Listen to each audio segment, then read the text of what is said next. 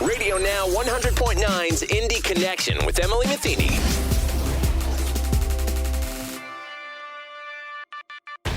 Hello, I'm Emily Metheny, your host. As we continue in May, locals and people even outside the city know that the 500 is creeping closer and closer. Welcome Race Fans is a project between the Indianapolis Motor Speedway and the Arts Council of Indianapolis. New this year to the project is the introduction of gifts. Shannon Linker, Vice President of Artist Services and Engagement for the Arts Council, joined us to talk about the project, the inclusion and the innovation of involving gifts, and more. We started the conversation by talking about what the Arts Council did when the pandemic hit last year and where they went from there. Well, it was a really interesting time, of course, for everyone, but for us, we really got to show what being an arts service organization really means. You know, I think a lot of people never quite understood that we have presenting organizations like the theaters and the, dance companies and museums, and we are Arts Council. You know, what is it that we really do? And as a service organization, that's when we really step up, when we can serve the arts community. And that's what we did. We shifted everything. Every person on the team shifted to doing some sort of research on how to present best practices to artists and arts organizations. We started gathering as much information as we could about relief and funding, and started talking to funders and creating a artist relief fund. That was basically the first thing that we did. And so a lot of artists, as you know, especially the performers, the musicians and dancers, they were cut off just right there at that moment.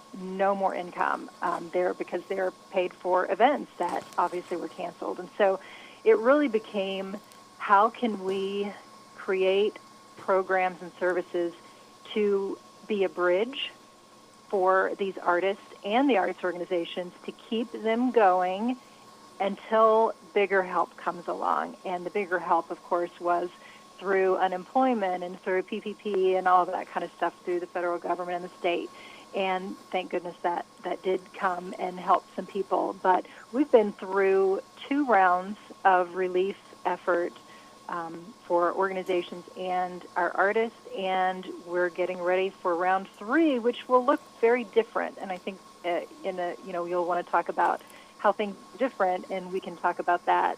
And so what is that going to look like? Because we are starting to open up, and we've been seeing different opportunities to have some performances and some more art back out and about. Right. Well, we've tried several things over the 2020 through the summer and fall. We've tried a few things, and a lot of virtual opportunities. And I know that for a lot of people, a lot of organizations, a lot of individuals, it really got them through, because when you think about what most people were doing during the shutdown, they were binge watching something on TV, movies, listening to their favorite music, exploring new music. They were reading or, novels or poetry or whatever.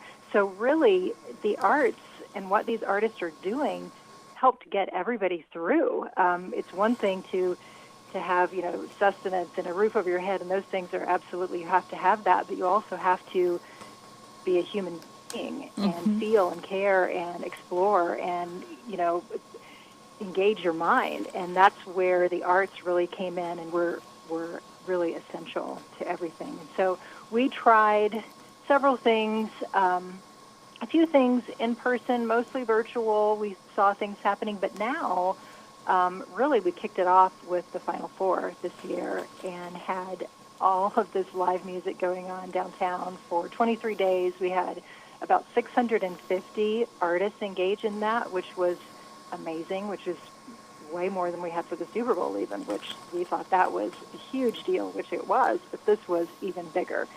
And so we explored, what is it like? How can we have performances outside and safe and people wearing masks and still let artists do what they do best, pay them, get them going again with their activity and their career and everything they're doing.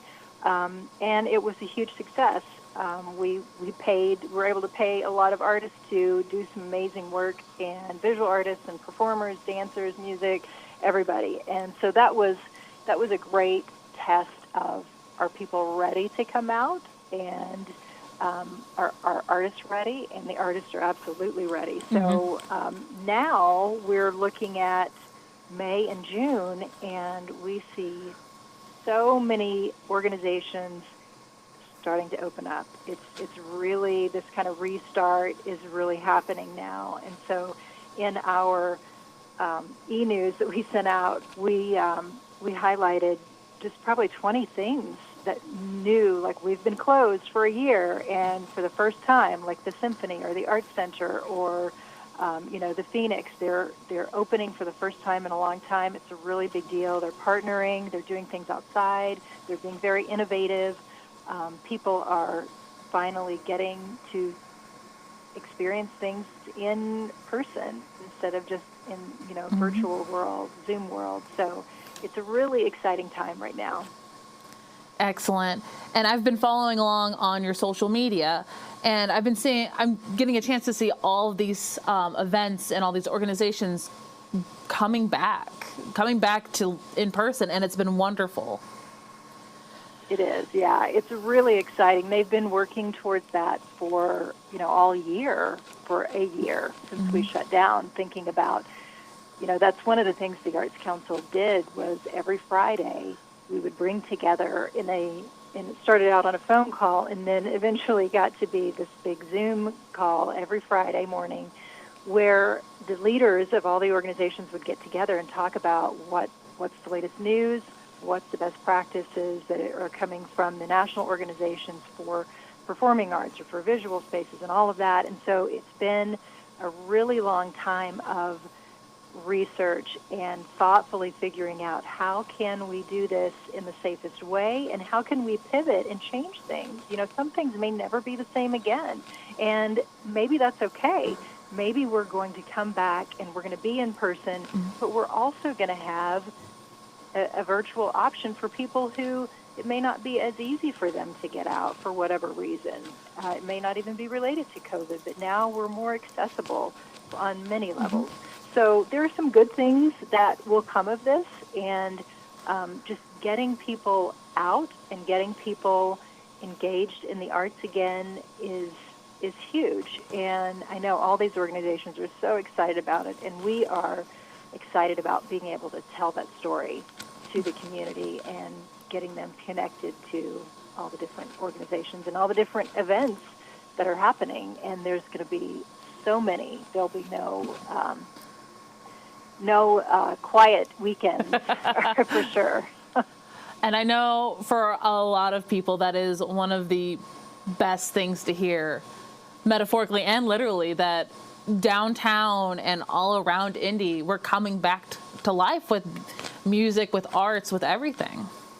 Absolutely. Oh yeah, you see it, and ever since the SWISH, what we kind of called our Arts and Culture Activation for the Final Four tournament, or March Madness tournament, ever since then, I mean, even though the live music has come and gone, we've still got artwork up everywhere downtown, so it just seems more lively. It seems like things are happening, and you see more people, more cars. Things are absolutely happening. We're actually in talks with several different partners on how can we keep this going? How can we keep live music and live music pop-ups and visual art installations going through the summer and into the fall, and just to keep nurturing that idea of, we're coming back, we want to be together, we're going to be together, and we're going to make this work. And so a lot of those conversations are happening. So even though we don't know everything that's going to happen right at this moment, I think it's safe to say that the summer downtown will be very lively.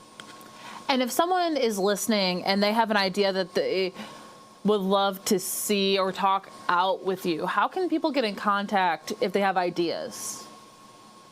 Well, they should probably go to our website, indyarts.org, and they could contact me, Shannon Linker. I'm on the website there, my email address. They could contact our marketing team, and just reach out and tell us how they want to be involved and what they're interested in, and we would love to get them connected. Excellent. And so moving on into May, because we're finally in May, we have our Indianapolis 500 coming up. Is the Arts Council doing anything really cool and maybe GIF involved with Welcome Race fans? Yes. Actually, this is, the last couple of Mays have been very different, but this time we're so excited that the race is happening, and it's happening in May again, and we have, for the last 6 years, this is our 6th year, partnering with the Indianapolis Motor Speedway on our Welcome Race Fans project. And that's a project, we started it for the 100th running, and we commissioned, in partnership with the Speedway, we commissioned 33 artists to create 33 new artworks that were their own unique individual work, but had the words Welcome Race Fans on it. Because when you think about May in Indianapolis, you think about seeing Welcome Race Fans signs everywhere.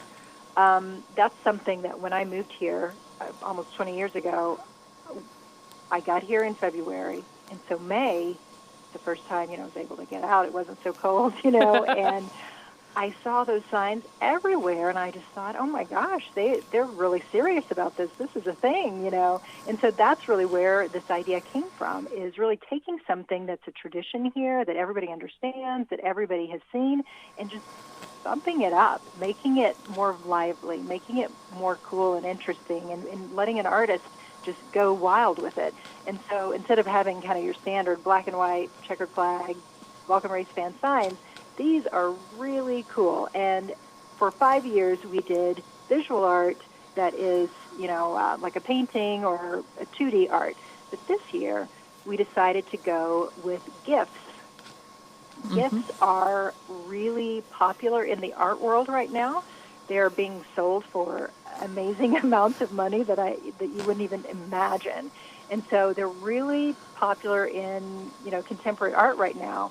What we did with these GIFs is, the idea was artists would be commissioned to create a GIF, but then in their own, theme and whatever they wanted to talk about, but then add, similarly to how we did it before, Welcome Race Fans within the GIF somewhere.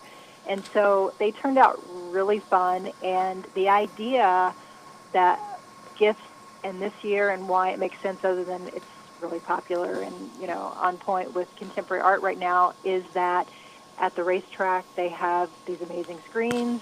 Downtown on the Circle, Downtown Indy Inc. has their Shining a Light program, where they're going to project these onto the AES building, which is amazing as well, every night in May. And then at the airport, we'll have them going on the screens there. We'll have them at the Arts Garden going on the screens. So you're going to see these a lot around town, but also they're perfect for social media. Everybody can share them and share a fun little moving video GIF. So it's something that's really accessible, it's something that's really fun, and it's the first time we've done it, so we're really excited to see how people react to it. And one of the things that people don't quite understand about GIFs and art, or being art, is that you can buy a GIF, and it's happening in galleries all over the world right now. But what we've done is we've asked the artist to make a still image, and we've made a poster. So we're going to have an event for the community to meet the artist and to pick up a poster on Tuesday the 11th at 7 p.m. So you'll be able to pick up a poster, meet the artist, see the images projected on the buildings downtown, and it'll be a really fun night and a nice kickoff to May. Excellent. And you mentioned this is going to be on Tuesday, May 11th at 7 p.m. Where at downtown? Will it be down at the AES building? Yes, it's actually going to be on the Circle, right in front of the Emmis building. Excellent. And is there a cost to come to this event, or is it free and open to the public? It is free and open to the public, yes. And there's more information on our website for the Welcome Race Fans project, which is welcomeracefans.indy.org. And we hope to have a driver and a show car out there and lots of other kind of Indy 500 swag, too. So it should be a really fun night. Excellent. And you've touched on this a couple times in our conversation. Part of what the Arts Council is doing and other local organizations is being innovated from what's happened this past year with the pandemic and with adapting and kind of mirroring what's happening in the contemporary art world as well. Why are arts so, I don't want to say flexible, but so able to adapt and be innovative all the time?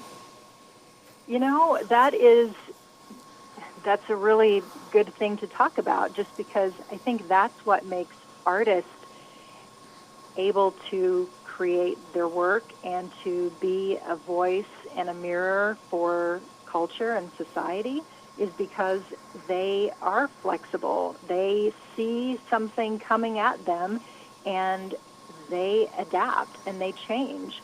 And as we know in just the world, those that adapt, are able to adapt, are the ones that really thrive and lead and are able to, prosper. And I think that's one of the ways that one of the reasons the arts are so important for any city. Mm-hmm. And, so for ours too, it's important to acknowledge and value the artists that are creating and making things, making our city more unique and interesting and a place that we'd all want to be and want to live, and that it reflects who we are and in this time and place. And I think there's just nobody better to reflect that and to share those kind of values than artists. And so, it makes a lot of sense to me that during the pandemic, a lot of people look to artists for comfort and to get their mind off of something, or to engage their mind in something that was difficult. Artists and culture help us figure out things that are challenging, that are hard and difficult. That's one of the values too. So there's just so many things that artists do and have done over this past year to keep the rest of us a little bit more sane and keep us going and energized and hopeful. And, there's countless examples of that I could just go on for forever about all the examples. As people are interacting, enjoying the Welcome Race Fans art and other experiences coming up, what's the best way for people to interact and share along with you? Well, I would say the best way is probably through social media. If you follow the Arts Council and the Speedway, the IMS, you will be able to see all of the gifts and be able to share those and use the hashtags Welcome Race Fans and follow along with everybody else that's sharing about it. So along with sharing the gifts and all of that on social and sharing with, all your friends and the people that follow you, the idea of porch parties with May is also a big thing again this year. And I know that the Harrison Center for the Arts is spearheading this again. And everybody is, because there's no parade this year and because things are still a little bit different, people are decorating their houses and decorating their front porches and making a big deal of that again. So that's a really fun way to get engaged and to kind of show your Indy pride and your Indy spirit and engage with that. So you'll have your posters, you'll have the social, the gifts to share, and then share pictures of what you do with your own place and get creative. Everybody can get creative with that. Mm-hmm. And following May, what else, just like on a highlight, what's all coming up for the Arts Council this summer and going into the fall? Just a couple teasers for people who can have something to look forward to. Starting in June, we are reopening our gallery space again. It's been closed for many months. And so Gallery 924 here at the Arts Council, we're on North Penn, right behind the Central Library. We'll be opening with a show called Art and Activism. And it is a group show that really is inspired by the Murals for Racial Justice project that we helped support last summer. When the protests were happening last June, what we saw were artists, mostly black artists, stepping up and painting the boarded up windows downtown. And it was really incredible to see artists coming together to take a stand, to make sure their voices were heard, to share images of hope and also challenging images that questioned things that were happening in our city. You know, they were all really important messages for our community to hear. And so what we're doing, it's been 1 year later, so we're partnering with the Indiana State Museum, who's opening a show in June as well that is about celebrating those artists that were a part of that Murals for Racial Justice. And so the State Museum will have a few of those actual boards, which are enormous. They'll have them in a gallery space in the museum where people can come and actually see the boards as they were put up on the windows last summer and get to learn more about that project, the process, the artist, and their own artistic process. So we're partnering with them, and we're having a show that is similar. It kind of starts off with the idea of celebrating those artists and honoring 1 year later from the turbulent, distressing times we were in at the moment. And it's starting with that, but then it's really becoming more broad, and it's really about art and activism in general. So any artist that their work reflects social change, social justice, any cause that they care about, whether it be climate change or police reform or what have you, we're asking them to come together for a show. And so that opens in June, and it'll be up through June and July in our gallery. I think the State Museum, their show is up through August, I think. So those are two great shows that I hope everybody will come out and see. There's also a couple of panel discussions with those artists. One will happen at the Central Library on June 12th, and then another will happen at the State Museum on June 26th. And so along with that, there are lots of other galleries and theaters opening. May and June is just going to be bursting with, organizations opening back up. So on our website, we have our Indy Arts Guide. You can see all of those openings and all the events and shows that are going to be happening over the next couple of months. So that's probably the first place to start. But for the Arts Council, what we will be focusing on once we kind of open our show in June is our third phase of artist relief grants. And those are going to look a little bit different because in the beginning, when we first started the artist relief kind of, work, it was dire financial need. But now things have changed a little bit, and we are no longer talking about artists, or a large number of artists anyway, that are in dire financial need, but they are in need of getting started, getting restarted, getting new work going. And so we're going to be creating grants to help them get going, buy materials, buy studio space, or whatever they need. Another aspect of that will be a mental health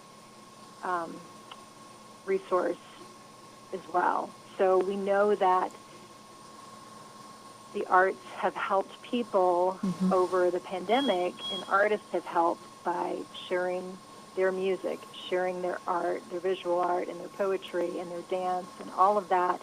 And so now we realize that everyone has been struggling, but artists have too. And artists need access to mental health support. And so part of this phase 3 will be offering access to mental health support, whether that be therapy or group sessions or art therapy or yoga and meditation, whatever that might be, whatever will make artists feel like they can take some time for themselves and get whole again, and so they can keep doing what they do and help making our city strong again is the goal with that. Excellent. And Shannon, as we start to wrap up, what is the biggest thing you want people to walk away with when they hear that the arts are coming back? Not coming back, that's a bad way to phrase it. The arts are going to be back in person again.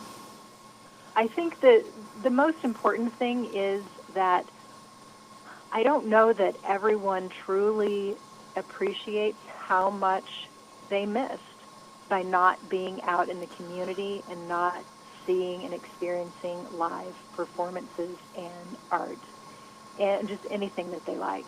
I think people have gotten a little complacent and, well, I'm home, I'm happy here just hanging out in my yard and visiting with friends, but I think we all need to push to the point to where it is safe, and we want to be safe, and all the organizations are going to do everything they can to keep people safe while they're engaging, but there's nothing else like it.